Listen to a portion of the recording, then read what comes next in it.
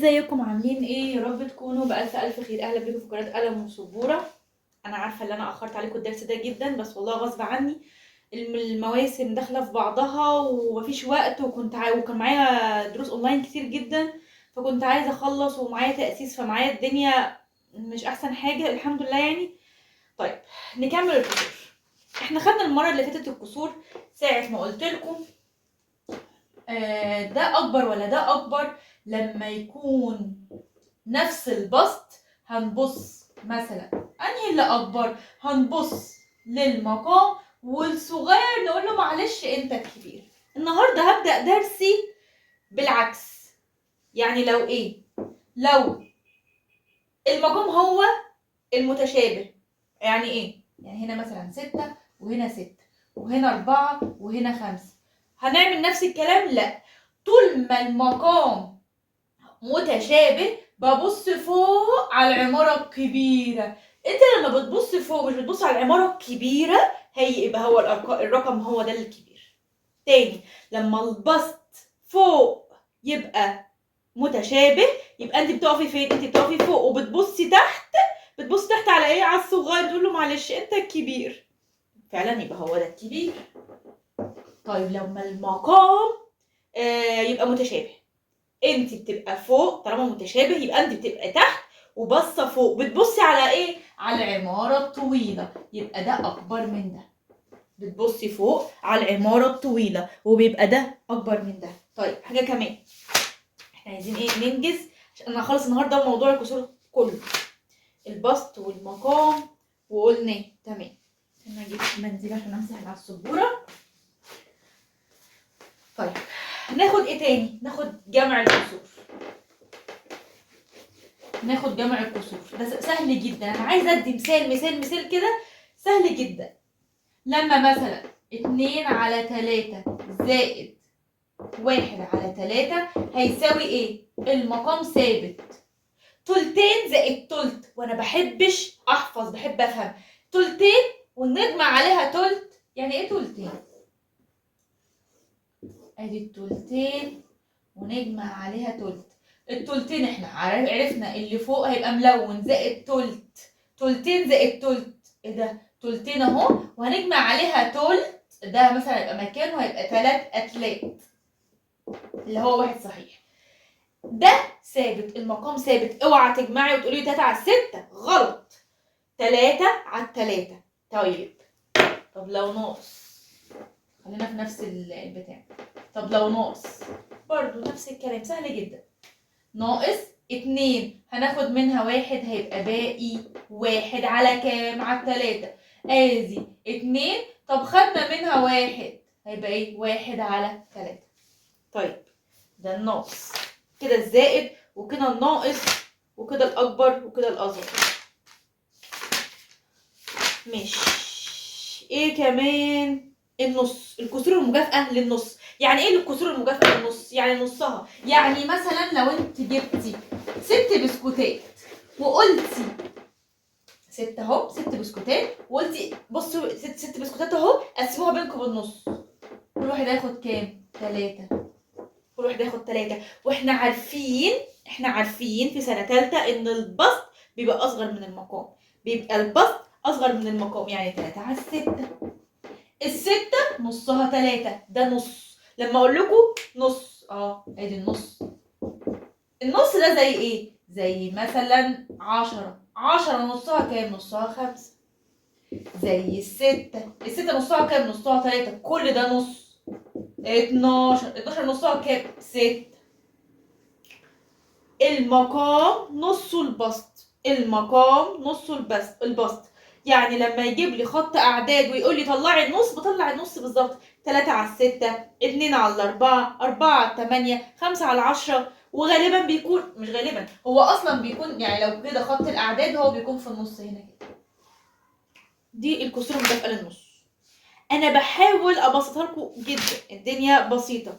طيب لو قال لي هنا انا عايزه الكسور المكافئه للنص، طب اعرف ازاي مس بقى ده ايه؟ بيتكلم عن ايه ولا بيعمل ايه؟ النص هنا يساوي هنا 4. النص هنا 4، طب فوق كام؟ نص. طب عايز اعرفها ازاي؟ الاتنين دي بقت 4 ازاي؟ هي يا اما اتضربت يا اما اتقسمت، يا اما اتضربت يا اما اتقسمت. اقول لكم حاجه، لما الرقم ده كبير والرقم ده صغير ويبقى كبير يبقى اتضربت، لكن لو الرقم ده كبير وصغر اتقسم.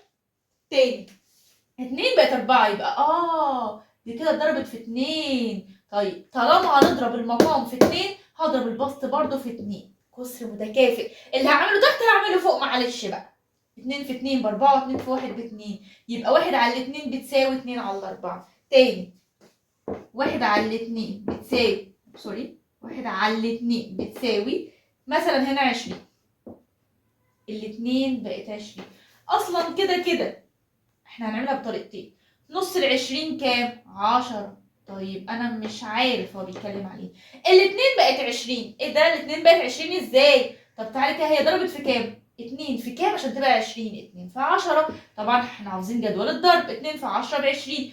ثواني، انت اتضربت في 10، انا بقى كمان هتضرب في 10. 10 في 1 ب 10. يبقى نص بيساوي 10 على 20. طيب دي الكسور المكافئة للنص. الكسور المكافئة بقى مزيد من الكسور المتكافئة. طيب مش لازم النص يعني. ازاي بس يا مس قولنا. مثلا بيقولك هنا سدس بيساوي نقط على 8. انا عايزه اعرف دي. طيب استنى، 18 قصدي. طب استنى، الستة بقت 18. طب وانا هجيب اللي فوق دي ازاي؟ كام في 6 يدينا 18؟ ده الصغير بقى كبير، يعني اتضرب في حاجة. احنا عارفين الجدول، ده اتضرب في 3. 3 في 6 ب 18. طالما اتضرب ده في 3 هضرب البسط في 3. هم اخوات، هم دول اخوات وكل شويه بيتخانقوا. انت ايه ده؟ ثانيه بقى، انت ضربت في كام؟ في 3 وانا برضه هضرب في 3. دي هي دي. تاني سدس بيساوي كام على 12؟ هي هتجيلك كده، هي هتجيلك كده.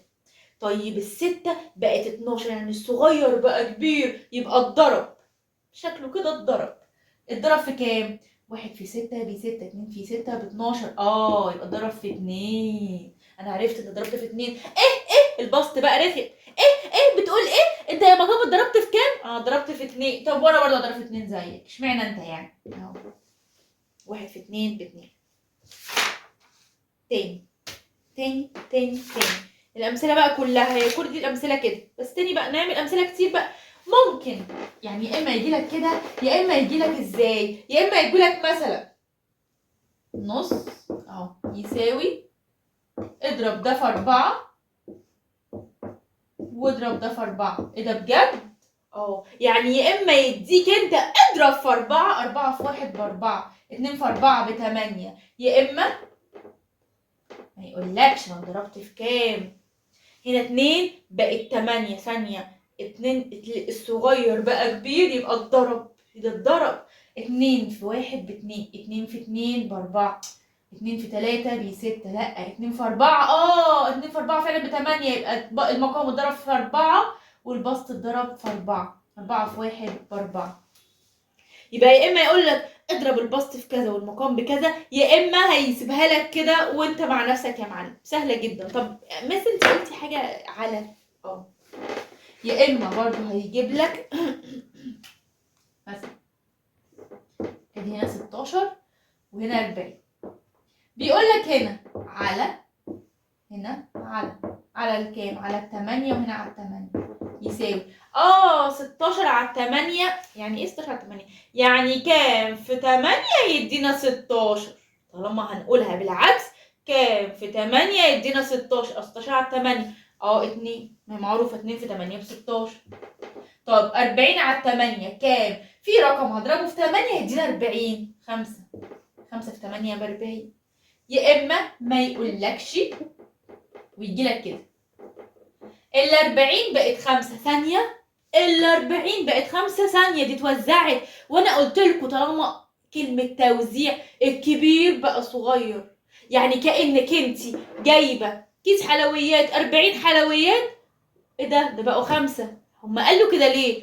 هو انت وزعتي الكيس الحلويات؟ لما الكبير هيبقى صغير هتقولي كده هو انت وزعتي كيس الحلويات؟ وزعتي. قسمتي يبقى قسمتي. ال40 بقت 5 هنقسمها على كام؟ ال40 بقت 5 يعني كام؟ في 5 يدينا 40. 8. طالما اتقسمت على 5 نفس الكلام، ما تقوليش هضرب بقى في 5، لا، اللي اتقسمت على 8 هتتقسم برضو، اللي هنعمله تحت هنعمله فوق. كأن دول اخوات، هنا اتقسمت على 8، اذا انت اتقسمتي على 8. طب اطلعي لي فوق بقى تقسمي لي على 8 برضو. 16 على 8 يعني كام؟ في 8 يدينا 16. 2 في 8 ب 16. عشان كده بقول لكم جدول الضرب والقسمة مهمين جدا، لا غنى عنها. اديكوا شايفين حياتنا كلها ضرب وقسمة ضرب وقسمة. طيب حلوة دي. طب ندي شوية أسئلة. حلو والله قوي. وهيجيب لكم مسائل يعني ايه صغيرة. 3 على 4 ماشي. هنا بقت 8. بالراحة قبل ما نبدأ أي حاجة. الصغير بقى كبير، ده صغير 4 بقت 2 بقت 8. دي اتضربت في كام بقى؟ 4 في 1 ب4، 2 في 4 ب8. طالما هتتضرب في 2 انت تعمليها كده عادي جدا. هنضرب اللي فوق في 2، اللي هنعمله تحت هنعمله فوق، اللي هنعمله تحت هنعمله فوق، اللي هنعمله في المقام هنعمله في البسط. طيب 2 في 3 ب 6. خلص؟ خلص. ايه ده؟ دي سهلة قوي. الأسئلة كلها هتبقى كده. حاجة كمان، أنا بجيب لكم كل الأسئلة اللي ممكن تيجي. بيقول لك هنا إيه؟ ربع ممكن يساوي إيه؟ الربع. طيب هو جايب هنا 8. 4 بقت 8 بعد الأربعة نضربها في 2. وهنا طالما ضربت في 2 يبقى فوق ضرب في 2 ادي 2. بيقول لك برضو 16. هنمسك دي؟ لا، هنمسك الأولانية برضو. الربع هيساوي 2 على 8. طب الربع الأربعة بقت 16 يعني كام؟ يعني اتضربت في كام؟ كام؟ في 4 يدينا 16. 4 في 4 زي ما المقام ده. أنا ماليش دعوة بده بقى. ده جاي الأساسي مين؟ الربع. الأساسي مين؟ الربع. ده جاي تابع ليه الحاجات دي. زي ما تحت اتضرب في 4 هضرب فوق 4. 4 في 1 ب4. أنا بضرب إيه؟ ده الأساسي، ده الرئيسي. ماشي. عايزه اخلص الكسور النهارده. طيب قلت لكم قبل كده خط الاعداد امر سهل ما فيهوش اي حاجه. انا عارفه انتوا مستنيين ايه. هعملها في اخر الفيديو والله، اللي هي هرتب خط على خط الاعداد، وهقول لكم حتتين طريقه والله العظيم سهل. بس انا عايزه بس ارتب حاجه بس الاول. هنا انا مش فاكره قلت لكم ولا لا. الترتيب على خط الاعداد بيبدا من هنا من الصفر، ما بيتعدش بعد كده. 1 2 3 4 5 وهنا 1 صحيح. خط الاعداد بتاع الكسور بيبدا من الصفر وبينتهي ل1 صحيح، يعني كاننا بنعمل زوم من الصفر ل1 صحيح. هنا صفر على 6 مش ثانيه. جبت منين ال6؟ عدوا الخطوط. 1 2 3 4 5 6. يبقى 1 على 6 2 على 6 3 على 6 4 على 6 5 على 6 وهنا 6 على 6 اللي هي 1 صحيح. 1 الصحيح قلناها 7 على 7 8 على 8 9 على 9 كل شويه 1 صحيح. طب 6 على 6 1 صحيح. 1000 على 1000 1 صحيح. تمام؟ مش ايه بعد كده دخل في الدروس القسمة، دي احنا عارفينها. بعد كده دخل العلاقة بين الضرب والقسمة، خدناها. هقول لكم بس مثال عليها بسرعة عشان ما كنتش سبت حاجة. انا عارفة برضه والله انتوا مستنيين ايه، بس ماشي. هنا ال36 هيجيب لي رقم 1 يبقى ناقص كام؟ 4. دول بيتضربوا في بعض، اصغر رقمين بيتحط هنا، الكبير بيفضل فوق. 4 في 9 36. انا عايز عائلة الحقائق. خدنا عائلة الحقائق دي في سنة أولى وفي سنة تانية بتاع الجمع. هنا مثلا 5 وهنا 2 وفوق 7. تطورنا بقت العلاقة دي بتاع الحقائق بقت ايه؟ ضرب. 2 ضرب و2 قسمة. 9 في 4 يساوي 36. ما بيطلعش عن 3 أرقام دول. المثلث ده ما بيطلعش عن 3 أرقام دول. طب هنبدل 4 في 9 36. طب بعد كده 36 على 4 يساوي 9. تاني 36 على 9 بيساوي 4. دي عائلة الحقائق والعلاقة بين الضرب والقسمة. الرقم الكبير بيكون فوق والرقم الصغيرين بيكون تحت. ماشي. وبعد كده حقائق باستراتيجية متنوعة. الضرب، جدول الضرب العادي. وبعد كده برضو عن الحقائق انا ماشيه واحده واحده. بعد كده مسائل كلاميه عن المحيط والمساحه انا مش هقولها تاني. المحيط والمساحه انا عامله له درس مخصوص ومفصصاه. هقول لكم معلش، هقول لكم مساحه المستطيل بيساوي الطول في العرض. محيط، وقلنا قبل كده اللي متابع معايا المحيط مجموع اطوال اضلاع اي حاجه. المحيط بجمع محيط المستطيل بيساوي الطول زائد العرض زائد الطول زائد العرض، او بدل ما اقول الطول زائد العرض زائد الطول زائد العرض، الطول زائد العرض في 2، الطول زائد العرض في 2. طيب المربع، مساحة المربع بيساوي ايه؟ مساحة فيها س. مساحة المربع بيساوي طول الضلع في نفسه برضو فيها س. طيب محيط المربع بيساوي محيط المربع الطول زائد العرض زائد الطول زائد العرض. طب ما هو المربع كل اضلاعه متساويه. طب ما بدل ما اقول 3 زائد 3 زائد 3 زائد 3، هي 3 مكرره كام مره؟ 4 مرات، يبقى 3 في 4. انا قلت لكم كروكي كده بسرعه. وده الدرس اللي بعد كده المساحه والمحيط. سهل، انا عملته درس مخصوص والله وطلع عيني فيه. وانصف بطريقه غير تقليديه، اللي هي زي ايه؟ بصوا بقى عشان ايه يبقى سهل.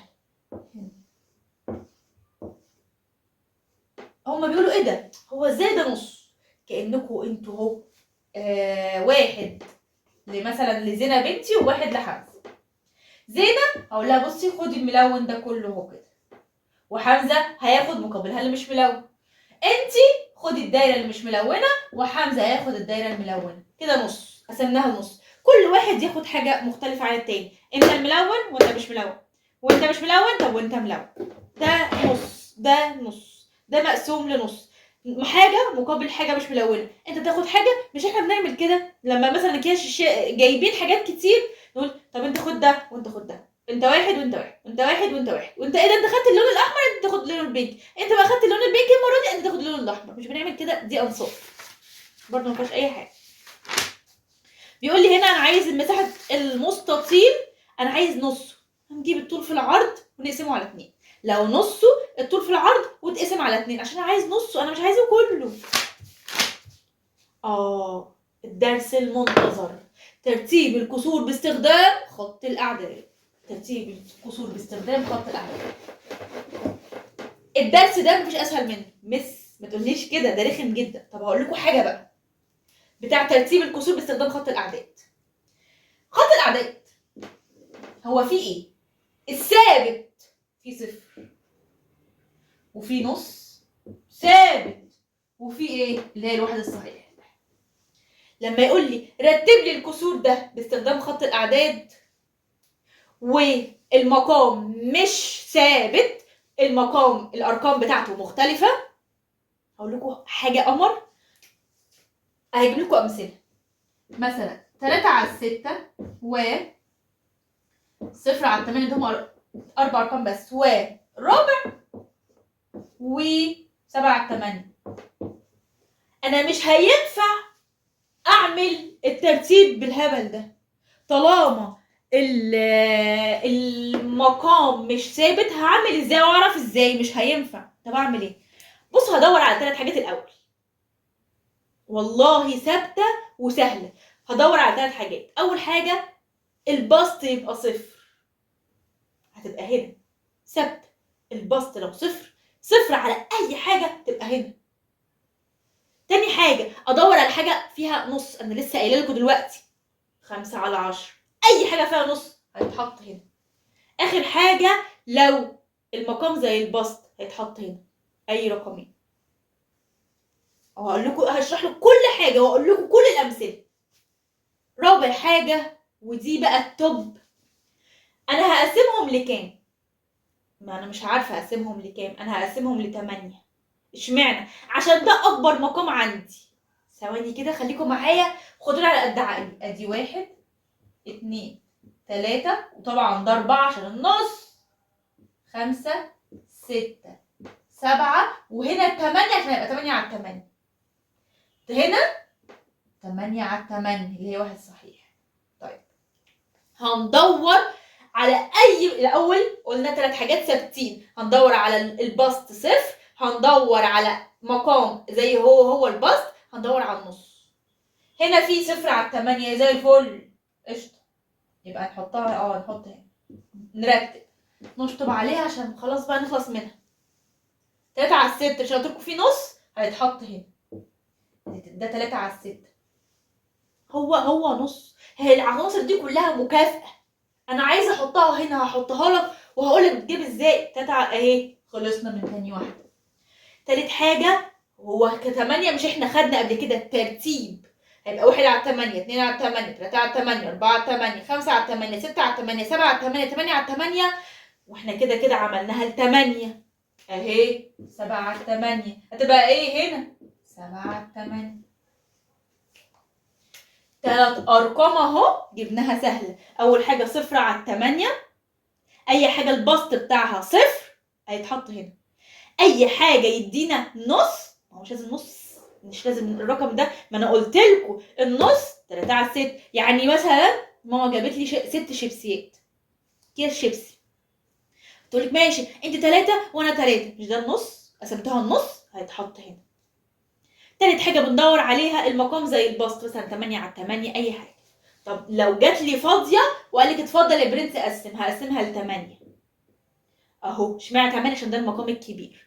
هتلاقي هنا 7 على 8 حطيناه من غير حاجه. ثواني بقى يا مس، يا نبغه انت بقى، الربع دي احطها فين؟ هحولها. انا عايزه احول الربع، انا عايزه احول الربع ايه؟ اهم حاجه المقام 8. طب ليه المقام 8؟ عشان انا مقسماها ل8. انا عايزه احول حاجه واحده بس، الربع عايزه احوله. المقام انا عايزاه ثابت 8. حاضر، هنقول الاربعه يلا 4 وانت بقيتي 8، انت عايزه تبقي 8 طب هتضربي في كام؟ هتضرب في 2 وانا برضو هضربك في 2. 2 على 8 ايه ده مكانها هنا 1 على 8 2 على 8، بس مش هحطها 2 على 8، هحطها 1 على 4. طبعا انا عايزه اقول لكم حاجه بس، ده تمهيد لسنه رابعه، يعني واحده واحده مع بنتك او ابنك اللي في سنه ثالثه، ومش هتيجي في الامتحان كده، مش هتيجي معقده كده، هي تمهيد لسنه رابعه، بس انا بجيب لكم والله العظيم اللي من اخر. فاضل واحده بس، عايزه احول المقام بتاعها 8. اشمعنى 8؟ عشان ده اكبر مقام. تاني واحده واحده هتلاقي الدنيا سهله. بس ما انت بتحكي علينا يا مس، انت جايبه لنا مثال سهل والله. المثال ده من ثلاث تلميذ المعقد. واحد كمان بقى بس صعبيها كده. طيب انا عايزه 6 على 6 و 2 على 5 1 على 10 2 على 4 اهو كله مختلف. اتفضلي ماشي، مثليها على خط الأعلى. ماشي، اول حاجه هنعمل هنا الصفر وهنعمل هنا النص وهنعمل هنا الواحد الصحيح ثابته من غير اي حاجه. ماشي يا مس عملنا، وبعدين هنقسمها لكام بقى؟ قولي بصوت عالي بقى. هنبص على اكبر مقام. ده الكبير؟ لا. ده الكبير؟ لا. استنى، ده كبير. طب ده الكبير؟ هو كبير. وده الكبير؟ هو كبير. طب اكبر مقام هنا ايه؟ 10. يبقى هنقسمها ل10، ولازم هنا في النص تبقى ال5. نص ال10 كام؟ 5. كلها ادي 1 2 3 4 5 6 7 8 9 10. طب تعالي نتأكد. 1 2 3 4 5 6 7 8 9 10. طيب أول حاجة في هنا صفر على أي حاجة؟ لا. طب تاني حاجة هندور عليها، في هنا نص حاجة نصها 2 على 4 لقينا حاجة. 2 على 4، الأربعة نصها 2 نشطب عليها. حلو، ايه كمان؟ و6 على 6 ايوه اللي هي واحد الصحيح. ايه هنشطب عليها، هيبقى فاضل ايه؟ فاضل 2. طب ما احنا عارفين احنا واخدين اصلا دي منها، مش احنا واخدين منها ال10 المقام 10، 1 على 10 يبقى هنا. ايه فاضل واحدة بس، 2 على 5. ال5 دي عايزة، انا اللي عايزة المقام ايه؟ 10. اشمعنى؟ عشان ده اكبر مقام. ال5 هتبقى 10، هي 5 انت بقيتي 10 ازاي؟ اتضربتي في كام انتي؟ في 2. والبسط بقى انت اتضربتي في 2، طب وانا كمان هتضرب في 2. ماشي، 2 في 2 ب4. ايه ده؟ 2 على 5 هي 4 على 10. 1 2 3 4. حط 4 على 10؟ لا، ده بيني وبينك كده اللي حولناها، لكن هي اصلا كام؟ 2 على 5. بدأت تظهر معانا، بدأت الدنيا تحلو، صح؟ ماشي. وهناكل سوشي في الجو. تعالوا حاجة تانية أصعب، والله العظيم أنا بدورلكوا على الصعب عشان أنا مس حلو. آخر بقى مثال بقى عشان أنا طولت عليكم الفيديو ده. احنا كده عشان خلصنا الكسور وباقي حاجات بقى بسيطة المتبقي ومش عارفة ايه حاجات كده، بس أنا كده خلصت الكسور. ده آخر مثال عشان انتوا زهقتوا مني. طب استني يا مس بدور لكم حلوة دي. ماشي، رتب لي ده 4 على 4. انا هخليه احسن درس بالنسبه لي، عايز تشغيل دماغ، وانا عارفه اللي انا بدرس لهم عاملين ازاي، دماغهم صاحيه وما بتنامش. وتلت اعملي على خط الاعداد، رتبيهم على خط الاعداد. حاضر حاضر. هنا ايوه انا سامعاكوا، هنا الصفر وهنا النص وهنا الواحد الصحيح. ماشي. هو انا هقسمهم لكام؟ هقسمها اكبر حاجه كام؟ 6. هنقسمها ل6. 1 2 3 عشان نص 3 6، عشان نص 6 3 3 4 5 وادي 6. هندور على 3 حاجات. المقام فيه صفر؟ لا مفيش. اي حاجه فيها نصاص؟ 3 على 6 اهي. 3 على 6، ال6 نصها 3 يبقى هي في النص. شطبنا على واحدة. تاني حاجة المقام زي البسط عشان يدينا واحد صحيح. 4 على 4. آخر حاجة بعد ما بنخلص الصفر والنص والواحد بنعمل المقام 6. يا ريتك كنا احنا طبعا نشطب على ده. احنا عملنا المقام 6 عشان دي ودي، عشان دول أكبر 2. طب 5 على 6. 1 2 3 4 5 ادي 5 على 6. فاضل فاضل واحدة. انا حاسة ان انا بسمعكم مش عارفة ليه. فاضل واحدة، التلت هنحطها كده على الجنب. التلاتة عايزة تبقى كام؟ المقام 6. 3 على 6. يا 3 انت ايه ده؟ انت اتحولت ازاي 6 كده؟ عملتي ضربوكي في استنى، التلاتة في 1 ب3، 2 في 3 اتضربت في 2. يبقى البسط هيتضرب في 2. 2 في 2 على 6. 1 2 هنا اللي هي كام؟ اللي هي التلت. اظن الدنيا سهله، ما تقوليش اهو انا بعمل لكم حاجات سهله، انا عملت لكم 3 امثله و3 امثله اهو. يا رب يكون فاتكم عشان كتير قوي كان مستنيين والله، بس غصب عني انا طولت عليكم.